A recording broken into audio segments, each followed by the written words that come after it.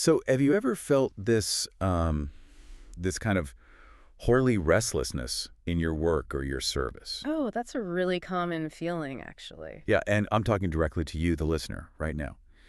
Just picture this scenario for a second. You spent years building something undeniably good. Right, something successful. Exactly. Like maybe it's a thriving career or a specific leadership role in your community, or, maybe it's a local ministry you helped plant from the ground up. Hmm. And by every conceivable outward metric, it's a resounding success. The machinery of it is just humming perfectly. Everyone is happy. Yeah, the routines are set, the budget is balanced, the people involved are genuinely pleased with you. You are, for all intents and purposes, doing exactly what you set out to do. Which should feel great, right? It should. But underneath that hum of success, there's this creeping, quiet, um, almost irritating sense that maintaining the status quo, even a highly successful status quo, just isn't enough anymore. Yeah, that tension is so real. And you know it's not burnout. You don't hate the work.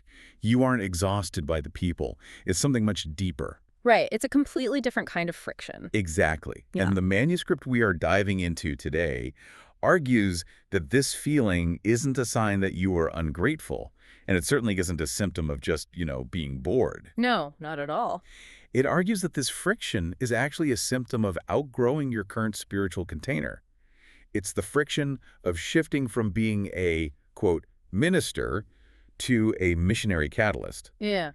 And the difference between those two things changes absolutely everything. It really is a profound, often disorienting shift. What's fascinating here is that the author of this manuscript completely redefines that sense of restlessness. Yeah, which is so needed. Right, because so often we pathologize that feeling. We think, oh, I must be doing something wrong, or I must have an ego problem because I want more. Right, like we're just being selfish. Exactly. But this text redefines readiness for the next stage of life, not as a surge of ambition and not as seeking a new title on an office door, but as the quiet evidence of God's forming hand. Wow. It suggests that this restlessness is actually the internal pressure of preparation. It's God preparing a person for something far more expansive than just maintaining a local system. Okay, let's unpack this, because today we are immersing ourselves in this paradigm-shifting excerpt titled From Minister to Missionary Catalyst. It's a fantastic source text. It really is. And the mission of our deep dive today is to thoroughly unpack this profound transition.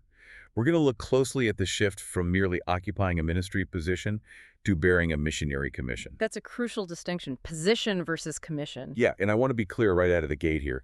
While this text certainly applies to people, packing their bags and moving across the globe to an unreached village, it is fundamentally about a massive shift in mindset. It's a psychological shift, yeah.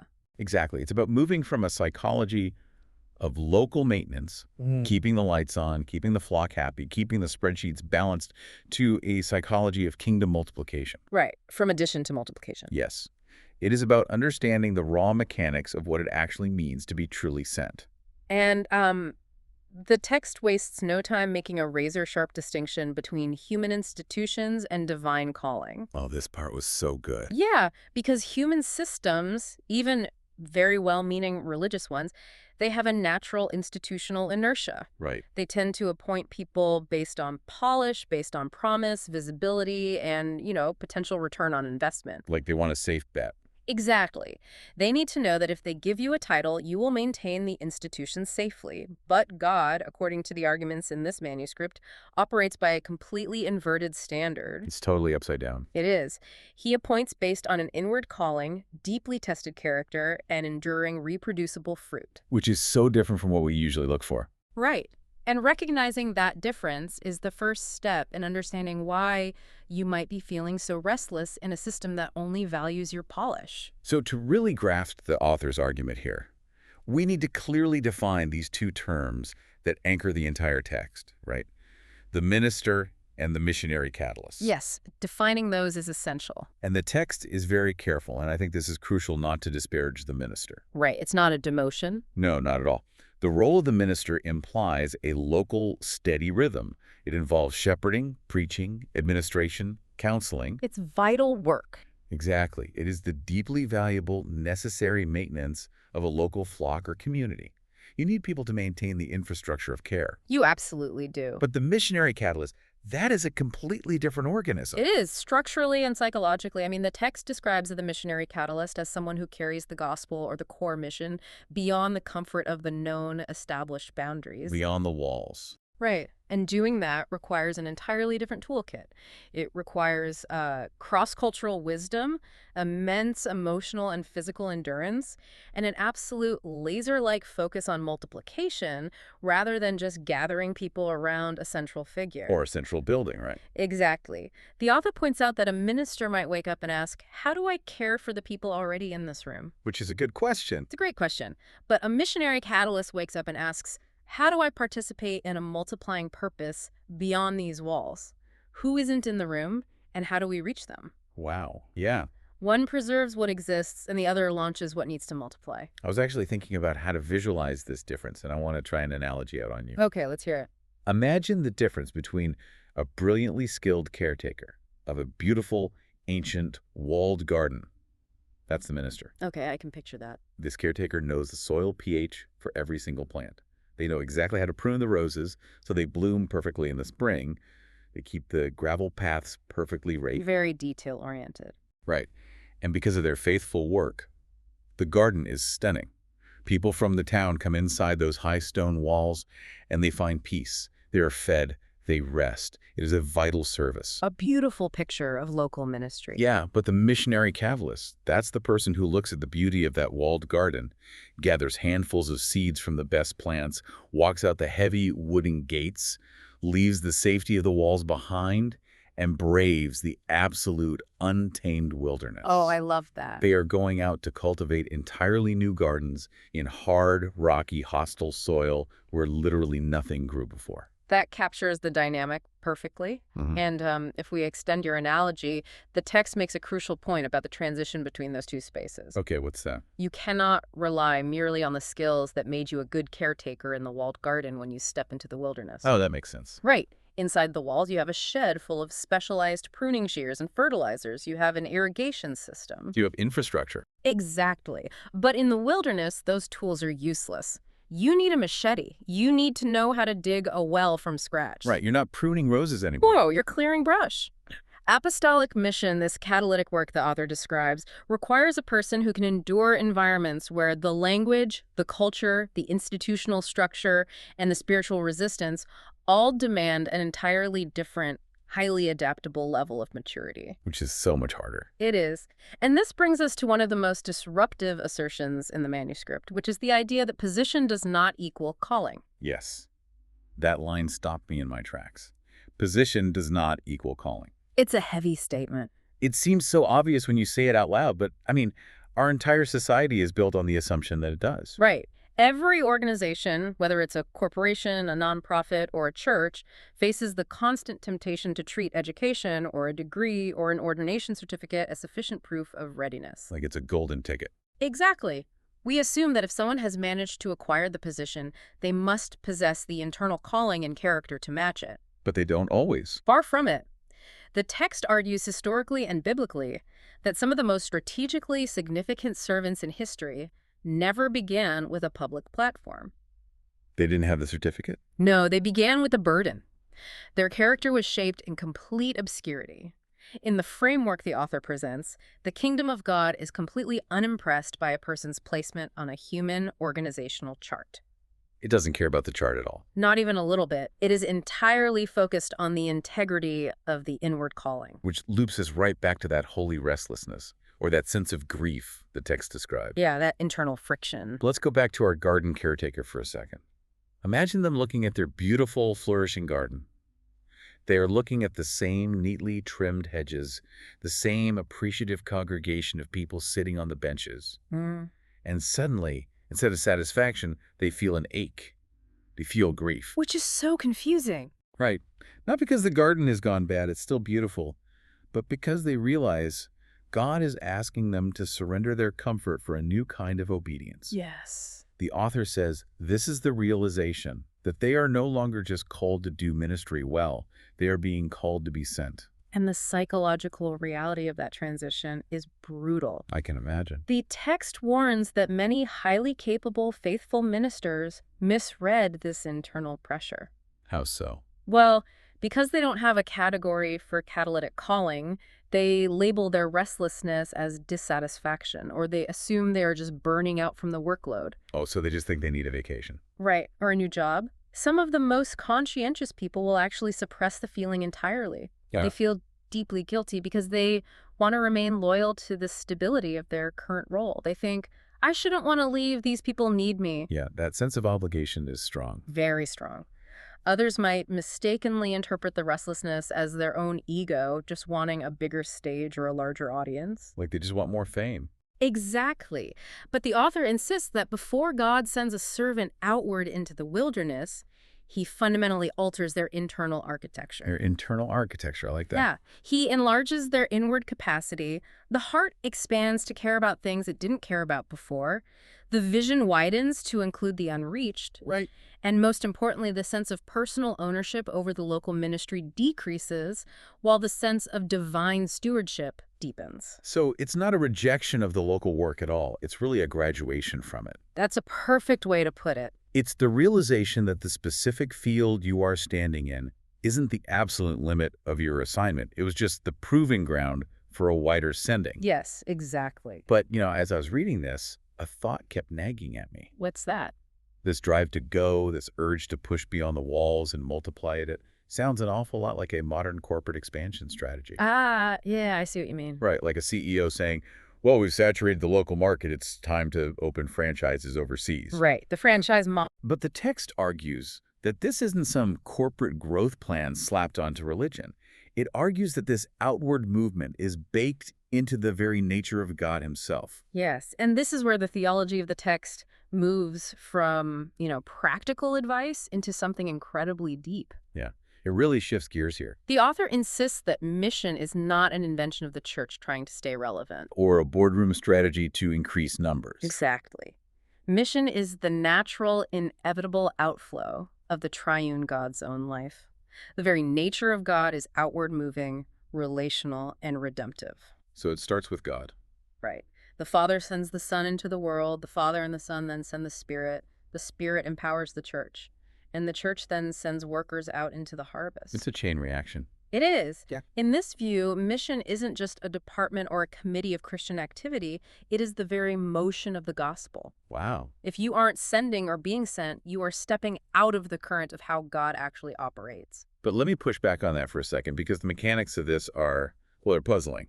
Okay, push away. If God is already sovereign, if he's already omnipresent and all-powerful, why does he need to send anyone? That's the big question. Why rely on this incredibly slow, inefficient, localized method of sending frail human beings across borders? Right, it seems terribly inefficient. Extremely. I mean, Yeah. if I'm an all-powerful being and I want to reveal myself to the entire globe, I don't whisper my plans to one nomadic family in the ancient Middle East and say, all right, pass it on. Yeah, like a game of telephone. Exactly. I would just reveal myself directly to everyone simultaneously. Why bottleneck the salvation or the blessing of humanity through sent people? It is one of the most profound questions you can ask of the biblical narrative, honestly. And the manuscript addresses it by taking us all the way back to the book of Genesis. Okay, where in Genesis? Specifically analyzing the Abrahamic promise in chapter 12. God calls Abraham to leave his land, and he makes a fascinating statement. He says, "In you all the families of the earth shall be blessed." The author uses this to establish a fundamental biblical principle of how God operates, and that is, God works through the particular to reach the universal. Okay, unpack that phrase for the listener. Mm-hmm. The particular to the universal. How does that actually solve the bottleneck problem we just talked about? Well, it solves it by addressing the nature of the transformation God is after. Okay. God chooses a particular person, Abraham, not to elevate him in isolation or to make him a uniquely privileged pet. But it's not favoritism. Exactly. He chooses him to make him a conduit. In the biblical framework, election, the concept of being chosen by God is never privilege detached from purpose. It's always tied to a job. Always. It is privilege for the sake of the nations. God blesses Abraham specifically so that the blessing can move through him to the rest of the world. So why do it this way instead of skywriting his presence across the globe? Because, true, relational transformation requires localized, incarnated presence. Oh, I see. Information can be broadcast universally, right? You can drop pamphlets from an airplane. But relationship and character must be demonstrated locally. You can't broadcast a relationship. You really can't. God gives in order that his people may give. He reveals himself to a specific person so that this person can embody that revelation to their neighbors. The outward movement of divine election is the seed of all mission. Ah, okay, I see. So the blessing is inherently directional. Yes. It's meant to flow like a river, not pool up like a stagnant pond. Exactly. And the moment it pulls up, It goes bad. it goes completely toxic. The text actually talks about this heavily in relation to the nation of Israel, too, specifically referencing Exodus 19, where God calls them a kingdom of priests. Yes. I found this fascinating because it completely stripped away my preconceived notions of what a priest actually is. We usually think of a priest as the guy at the front of the room doing the religious rituals. Right. We reduce the role to religious administration. Yeah. But the author focuses on the mediatory nature of a priest. A priest is someone who stands in the middle. A mediator. Yes. They stand with one face turned toward the divine and the other face turned toward the people. The priest receives from God in order to give to others, and they carry the needs and brokenness of the people back before God. Wow, that's a lot of pressure. It is. So when God calls the entire collective nation of Israel a kingdom of priests, he is making a staggering statement about their national identity. What's he saying? He is saying that their entire societal structure, their economic laws, their justice system, their care for the marginalized, their agricultural practices, and their worship, all of it was meant to collectively reveal the character of God to the surrounding nations. So it wasn't just about their internal religion. No, they were supposed to be a living, breathing, societal demonstration of what it looks like when God rules a people. They were supposed to be a living testimony.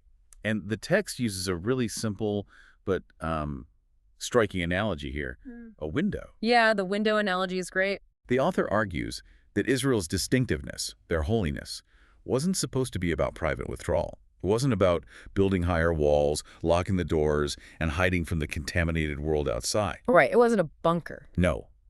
Their holiness was meant to be a public witness, exactly like a window in a house. And what is the functional purpose of a window? To see outside? Exactly. Yeah. You don't build a window just to stare at the glass. Yeah. You build a window so that people can look through it to see what's on the other side. Right. Israel was meant to be a clean, transparent window so that the surrounding pagan nations could look through their society and clearly see the character and justice of God. And the historical tragedy, as the manuscript painstakingly points out, occurs whenever God's people forget the purpose of the window. Which happens a lot. It really does. Yeah. What happens when the window gets dirty with corruption? Or, perhaps even more common in religious circles, what happens when the people inside become obsessed with the window itself? Oh, wow. Right. They start polishing the glass, decorating the frame, and worshiping the window, entirely forgetting that it was supposed to be a lens for the nations. They make it all about themselves. Exactly. The nations look at the window and just see an exclusive club. Israel repeatedly struggled with this exact temptation, turning inward, guarding their unique identity, and losing all sight of their missionary purpose. But the author traces this thread forward, right? Arguing that this entire flawed pattern of the sent one reaches its ultimate perfect climax in the person of Jesus Christ. Right. If Israel was the flawed window, Jesus is the ultimate flawless fulfillment of it. He is the perfect priest standing in the gap. Exactly. Christ is presented as the ultimate sent one. The text leans heavily on the Gospel of John here, where Jesus repeatedly, almost obsessively, defines himself by the sentness. It's all over the Gospel of John. He says over and over that he came not to do his own will, but the will of him who sent him. His authority was never presented as this independent rogue force. It was always delegated authority. He operated entirely on a mechanism of absolute obedience, zero self-direction. Which is astounding. It is. And then, at the very end of his earthly ministry, crucially, he transfers this exact identical mission paradigm to the church. Yes. He says to his disciples, "As the Father has sent me, even so I am sending you." As the Father has sent me, even so I'm sending you. That single sentence completely detonates our modern, Western obsession with being useful or productive in our work or our ministry. Oh, it really does. Right. If Jesus' entire mission was defined by absolute submissive obedience to the Father, literally only doing what he saw the Father doing, only saying what the Father wanted said, then our habit of just being busy, productive worker bees who get things done might be entirely missing the point. This is undoubtedly the sharpest, most uncomfortable critique the manuscript offers to the modern listener. It could It really draws a massive, impenetrable line between the concept of being useful and the concept of being sent. And they are not the same thing. not at all. Okay, here's where it gets really interesting. Because usefulness is the metric by which the entire world, and frankly most churches, measure value, right? Oh, absolutely. It's all about output, activity, Yeah. visibility. We ask things like, how many people showed up to the conference? Yeah. How much money did the campaign raise? How flawless was the production value of the event? All measurable metrics. Yes, you can be an incredibly useful person. But let's completely discard the cliche of being a gear in a machine for a second. Think of usefulness in terms of botany. Okay, botany, I'm with you. Think of usefulness like an incredibly aggressive, invasive weed. Take kudzu, for example. Oh, kudzu. That stuff takes over everything. It really does. If you plant kudzu, it is wildly successful by outward metrics. It grows a foot a day. Right. It quickly covers entire landscapes, swallowing buildings and trees. Visually, it looks incredibly green, lush, and productive. It covers ground fast. But structurally, it is a parasite. It chokes out all the native, life-giving plants. And despite its massive outward growth, it has a surprisingly shallow root system. Right. It can't withstand a true drought. Exactly. It's all surface-level expansion. Yeah. But scentness, the catalytic mission the text is talking about, is more like planting an oak tree. Ah. For the first 5 or 10 years, that oak tree might look completely unimpressive compared to the kudzu. It might just look like a fragile twig. Because the growth is hidden? Exactly. Because all of its energy is going downward, building a massive hidden taproot. But when the 100-year storm comes, the kudzu is ripped away and the oak remains. Wow. Being sent means you're willing to grow the oak, even when everyone around you is demanding the immediate visible success of the kudzu. It means knowing the architect of the forest and moving at his pace, even if it looks agonizingly slow to the people evaluating your usefulness. That botanical analogy captures the insidious nature of the trap perfectly. It really highlights the danger. It does. The text warns that a highly gifted, highly useful person can become absolutely indispensable to a local system. They become the linchpin. Right. They are the ones keeping the kudzu growing. They keep the programs running, the seats filled, the budgets met.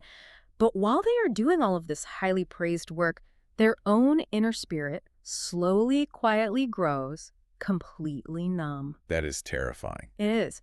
They begin evaluating the worth of their life with the wrong metrics. They finish a week and ask themselves, did I handle the event well? Did the crowd like it? Instead of asking, did I actually advance the kingdom of God? Wow. They ask, did I preserve the institutional system? Instead of the far more dangerous question, did I obey God? And the terrifying thing is that usefulness can be maintained entirely by sheer human skill. Yes. If you are a naturally charismatic speaker or a brilliant organizational strategist or just a workaholic, Yeah. you can run a ministry or a business on autopilot for decades without ever consulting God. You can just fake it. You can fake it.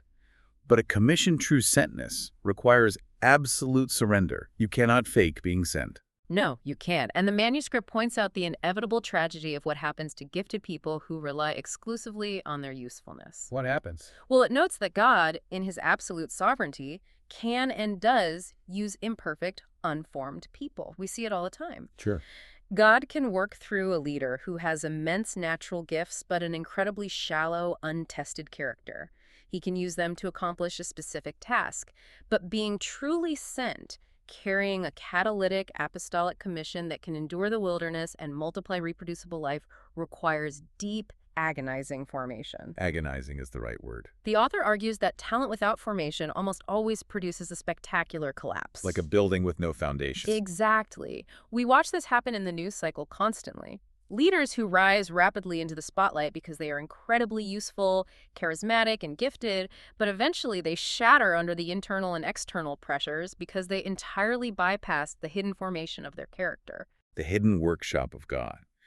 The manuscript spends a huge amount of time exploring this concept, and it feels so abrasive to our modern sensibilities. It goes against everything we're taught. It really does. Yeah. We live in an age of relentless self-promotion. The unspoken rule of our culture is, if you aren't visible, if you aren't posting, if you aren't building a brand, you aren't valuable. Just falling behind.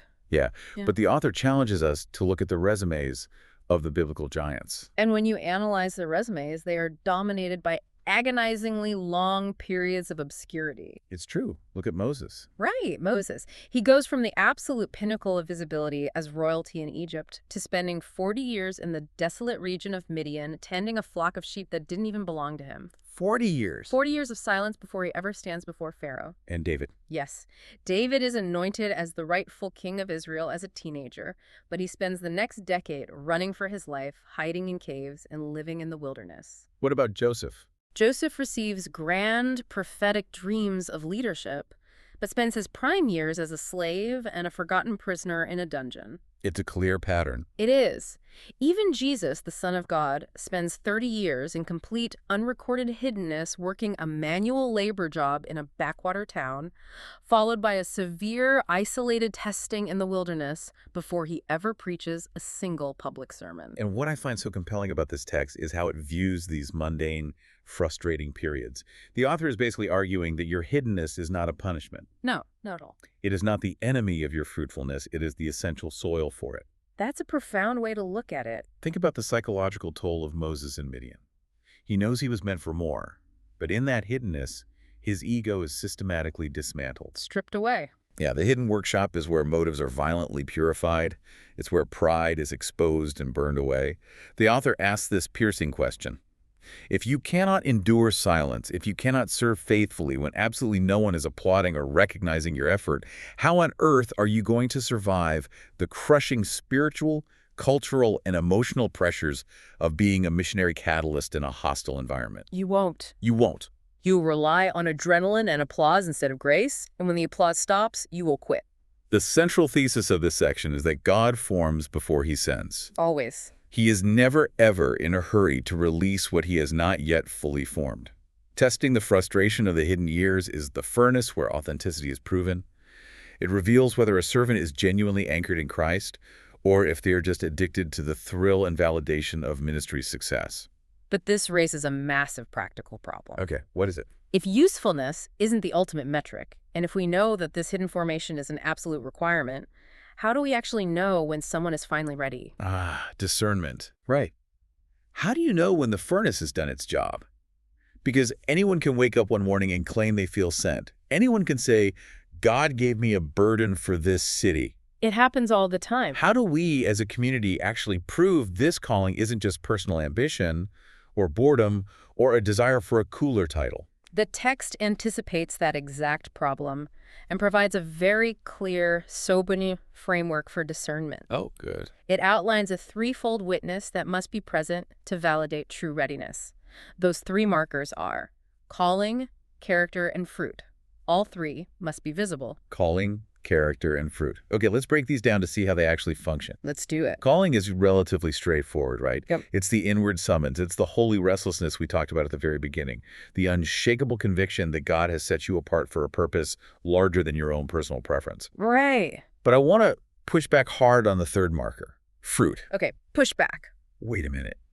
Isn't fruit just a more spiritual sounding word for usefulness or results? I see what you're saying. How is looking for fruit any different from the toxic performance metrics we literally just spent 10 minutes criticizing? It's a vital distinction, and it's super easy to conflate the two.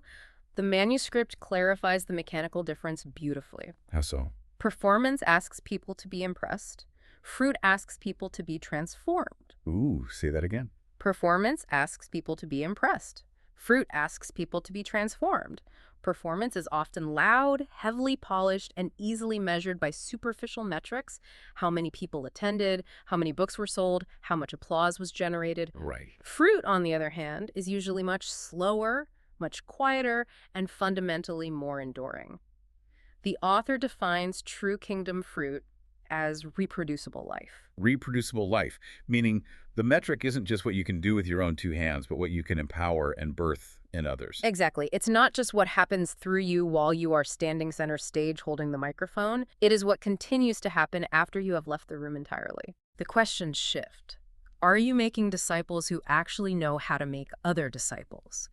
Are you raising up leaders who can lead robustly without your constant supervision and validation? That's a high bar. It is. If a local ministry or a church plant completely collapses the moment the charismatic founder leaves, the author would argue that there was very little reproducible fruit there. Instead, There was simply an audience that had become dependent on a dynamic personality. Which happens so often. True fruit is the undeniable evidence that the life of Christ is flowing through a servant to create self-sustaining, independent spiritual life in others. Okay, so that covers the inward calling and the outward fruit of reproducible life.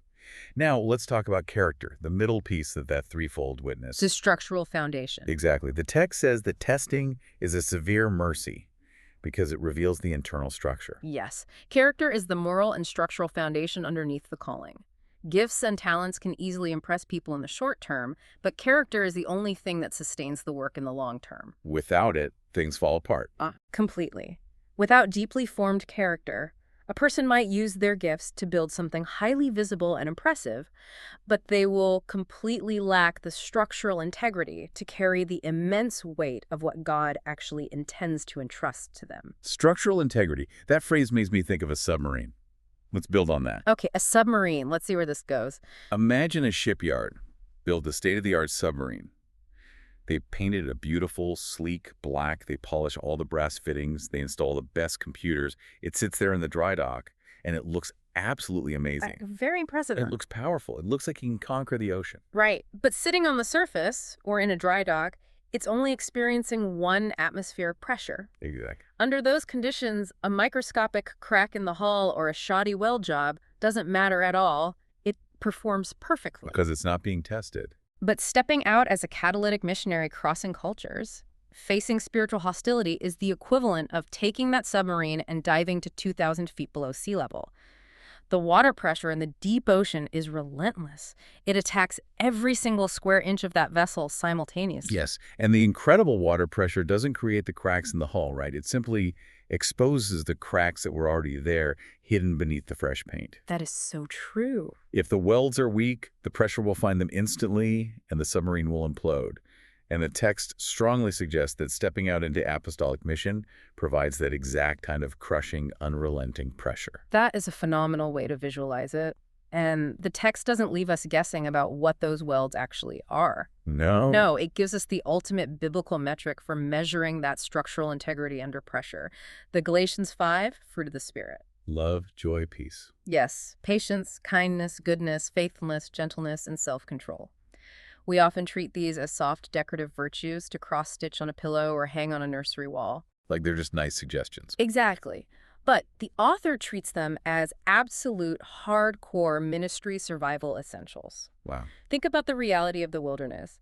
When you are 2 years into a cross-cultural mission and you are constantly misunderstood because of language barriers, Man, the frustration. when local leaders betray you or challenge your authority, when your funding unexpectedly dries up, when the work is painfully, agonizingly slow, the pressure is immense. Crushing. In that moment of crushing pressure, what comes out of you? Is it deep frustration, arrogance, bitterness, and a manipulative need to control the situation?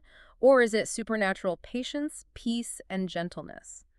Character is undeniably proven when the pressure of the environment exposes what is truly inside the submarine. So to validate readiness, we must see the inward calling, the outward fruit of reproducible life, and the pressure-tested structural integrity of character. The threefold witness. But the author introduces a massive plot twist here. Even if you have all 3 of these, even with this complete threefold witness, a person shouldn't just look in the mirror, declare themselves perfectly ready, buy a plane ticket, and go. No, they definitely shouldn't. There is a missing, absolutely crucial, non-negotiable step in this process, and that is the community. And this is perhaps the most heavily overlooked and violated aspect of modern calling. Without a doubt. We live in a highly individualized, hyper-independent Western culture where an individual can simply stand up and say, God told me to do this, and that phrase is treated as the absolute end of the discussion. You can't even question it. Right. To question it is seen as questioning God himself. But the manuscript takes us directly to Acts chapter 13 to demonstrate that biblical catalytic mission is fundamentally, unavoidably communal. Let's walk the listener through the sequence of Acts 13, because the text calls this the defining pattern for how sending is supposed to work. This takes place at the church at Antioch. Yes, the church at Antioch was a thriving, diverse, cosmopolitan community. And the specific sequence of events recorded in Acts 13 is vital to understanding the author's point. Okay, what's the sequence? First, what are they doing? They are worshiping and fasting. They are ministering directly to the Lord. They're not sitting in a corporate boardroom with whiteboards strategizing a 10-year global expansion plan. They're just seeking God. Exactly. And in that intense atmosphere of communal devotion, the Holy Spirit speaks. Set apart for me Barnabas and Saul for the work to which I have called them. And I want to highlight something huge there. Notice the mechanics of how the Spirit communicates. Yes. The Spirit didn't speak to Paul and Barnabas in the privacy of their own homes, giving them a secret mission, and then tell them to go inform the church leadership of their plans. No. The Spirit spoke to the community about the individuals. Precisely. The community hears it. Then the leadership of the church discerns and confirms this word. They agree with it. They lay hands on Barnabas and Saul, which is a powerful, visible act of public recognition, blessing, and shared authority. And then the church sends them out. It's a collective action. It is. The author warns heavily against the modern danger of privatized calling. Why do people privatize their calling? Often it's out of a fear of rejection or because they lack deep, vulnerable relationships within a community. But if a calling is only private, anyone can claim it without any accountability whatsoever. Right, there's no checks and balances. Exactly. They shield themselves with "God told me" language, making it entirely impossible for anyone to question their actual readiness, their character flaws, or their underlying motives. But the text argues that while God's call is deeply personal, it is never, ever meant to remain private. So, synthesizing all of this, what does this actually mean for the local church? It means the church is not supposed to be a holding tank hoarding talented people. No, it's a launching pad. A launching pad. The local church doesn't invent the mission, and it doesn't magically manufacture the calling inside a person. Its job is to recognize the grace and the calling that God has already clearly placed on a person's life and to confirm it. To validate it. Yeah, it's the community collectively looking at an individual and saying, yes, we see the inward calling. We see the reproducible fruit in your life. We have seen your character hold up under pressure. We confirm this and we send you. And if we are analyzing this deeply, we must acknowledge the immense, agonizing cost to the local church at Antioch in that specific moment. It had to hurt. Oh, absolutely. When they obeyed the Spirit, they did not send their surplus. They didn't look around and send the people who were causing administrative trouble or the marginal volunteers they didn't really know what to do with. No, they sent Barnabas and Saul. They sent their primary teachers, their absolute best leaders. Sending, in the biblical model, is an act of holy generosity and immense trust in God's provision. Because it leaves a hole. A huge hole. The author draws a sharp contrast here. An immature, self-preserving church asks, how do we retain our best talent to make our own garden more beautiful? Right. But a mature, catalytic church asks, how do we equip and release the best of what God has given us for his greater purpose in the wilderness? That concept perfectly frames the story the author includes about the quiet pastor. I loved this narrative. It's a beautiful example. The text describes a pastor who has served a small, somewhat unremarkable local congregation faithfully for 15 years. He has done the grueling, unglamorous work. The day in and day out stuff. Yeah, he has buried their dead. He has married their young. He has visited the hospitals at 2 a.m. He is deeply loved, and his position is incredibly stable. He could easily coast to retirement. Sounds comfortable. Very. But slowly, imperceptibly at first, his internal burden begins to shift. He starts looking at neighboring towns and communities that have no healthy church presence. He starts reading about unreached people groups. His heart breaks for things that didn't bother him 5 years ago. The holy restlessness. Exactly. He stops being satisfied with merely maintaining his flock, and he starts preaching with kingdom multiplication in mind. He begins intentionally training young leaders in his congregation, not just to fill open volunteer slots in their own building, but with the explicit goal of sending them out to start new works. And the beauty of that narrative is the resolution. Yes. He didn't just abruptly abandon his local ministry because he felt restless. He allowed God to mature him from a caretaker into a missionary catalyst right where he was. Without burning bridges. Exactly. And because he did it healthily, his entire church matured alongside him. They transitioned from a mindset of desperately retaining him as their personal chaplain to a mindset of releasing him and others into wider fields. So good. The author uses this to show that the Acts 13 pattern isn't just ancient history. It is a reproducible pattern for modern life. So let's pivot this entire conversation directly back to you, the listener. If you are listening to this deep dive right now and you are feeling that exact holy restlessness we talked about at the start, Hmm. what should you practically do with it today? That's the real question. Right. Should you march into your boss's office or your senior pastor's office tomorrow morning, hand in your resignation, and buy a one-way ticket to the desert to be a catalyst? The author's answer to that is a resounding, emphatic no. Definitely not. If we connect everything we've discussed to the bigger picture of a person's lifespan, the text insists on a vital, grounding truth. Faithful, grinding, local service is the absolute necessary precursor to any global or catalytic movement. You can't skip it. You cannot hack the system. You cannot skip the formation stage. And successfully navigating this requires you to brutally honestly discern the difference between true readiness and mere restlessness. Let's drill into that difference. Because restlessness often just wants to escape the mundane. It's just boredom, really. It is. It's bored. It's tired of the same meetings. It secretly just wants a new, exotic background for its Instagram photos and a more exciting narrative to tell at dinner parties. Yeah. Readiness, on the other hand, simply wants to obey, even if the obedience requires staying in the boring, mundane place for 5 more years. That is so key. Restlessness is fundamentally about running away from the ordinary. Readiness is the peaceful fruit of having fully mastered the ordinary. Master the ordinary. I like that. The author makes the compelling case that God rarely, if ever, entrusts broad, catalytic responsibility to individuals who despise and neglect small, hidden responsibilities. It makes sense. Remember the biblical examples we dissected earlier? David didn't start on a throne.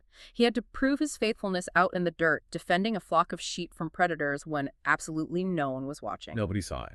Moses had to prove he could faithfully tend his father-in-law Jethro's flock in Midian before God ever handed him the nation of Israel. And Timothy in the New Testament. Right. Timothy had to serve locally, submitting to leadership and proving his character to his local community long before Paul ever tapped him for complex apostolic work. What I find fascinating about this text is how it forces us to reevaluate our current circumstances. The author is basically arguing that your current season, the one that might feel intensely boring, completely unrecognized, and agonizingly mundane right now, is not a distraction from your true calling. It's not a holding pattern. No, it is the actual training ground. It is the curriculum, how you handle disappointment in your office today, how you choose to submit to authority that you might fundamentally disagree with, how you execute unseen, menial tasks with excellence. That is exactly the material God is using to form the spiritual gravity you will desperately need to survive as a catalyst later. That's powerful. To go back to our analogy, you are building the hull of the submarine right now. The author's plea is, don't rush the welding process just because you're eager to get the boat into the water. That is the most crucial warning in the entire manuscript. It really is.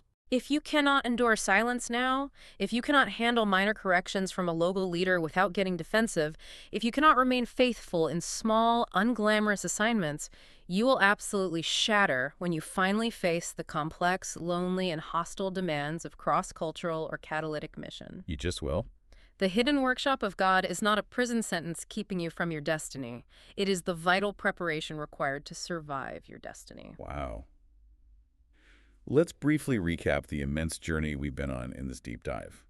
We started by looking at the profound, often painful internal shift from the comfortable, maintaining position of a local minister to the surrendered, pressure-tested, and commissioned life of a missionary catalyst. A huge shift. We explored how this outward-moving mission doesn't originate in human boardrooms, but flows directly from the very heart of ascending, triune God who works through the particular to reach the universal. Yes. We learn that we must aggressively move beyond merely being useful, invasive weeds in a religious machine, and step into the slow, deep-rooted power of being sent by the architect. From kudzu to the oak tree. Exactly. And we saw that this sentness cannot be self-declared. It must be validated by a threefold witness of an inward calling, reproducible fruit, and pressure-tested character, all of which must be discerned, confirmed, and launched by the community of the church following the ancient pattern of Acts 13. It is a weighty, challenging, and ultimately beautiful progression. And as we close, I want to leave you, the listener, with a final provocative thought to mull over, building on the core theology we've unpacked from this manuscript. All right, what is it? I want you to seriously consider the idea that God's delays in your life aren't denials, but vital, loving protection. What if the very hidden season you are so deeply frustrated by right now, the mundane season you are desperately trying to escape, is the exact furnace forging the spiritual gravity and the structural integrity you will desperately need to survive the mission you've been praying for? Wow. Let the furnace do its work. Build the submarine right. Thank you so much for joining us on this deep dive into From Minister to Missionary Catalyst. We encourage you to keep exploring these concepts, keep questioning your own motives, and keep growing in the hidden places. Absolutely. And the next time you feel that holy restlessness creeping up while you were looking out at your perfectly manicured, highly successful walled garden, don't panic. And whatever you do, don't ignore it. Ask yourself if it might just be the master gardener, quietly handing you a packet of seeds and pointing toward the wilderness. Until next time.